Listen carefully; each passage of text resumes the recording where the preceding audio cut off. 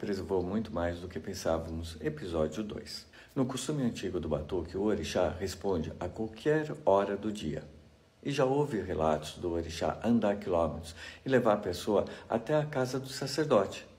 Eu sou Eric Wolff, especialista em História e Cultura Afro-Brasileira, com ênfase nas religiões afro-gaúchas. Uma vez em São Paulo, no ano 2012, estava com uma filha recolhida para se aprontar. E uma amiga da religião foi nos visitar, e o orixá dessa amiga chegou bem na hora que ela pisou em casa. Levei até o quarto de orixá e depois acordei minha filha para poder falar com esse orixá.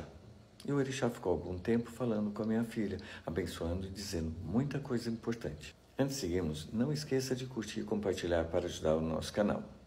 O mesmo ocorre nesse vídeo com a Renata de Iemanjá. E o orixá Oiá indo visitá-la, só que ocorre em Oió, na Nigéria.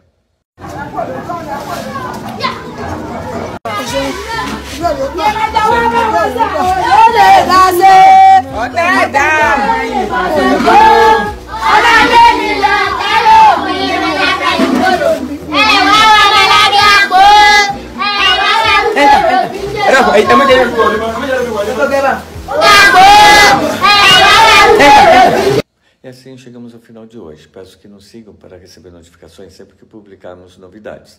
E até a próxima, pessoal!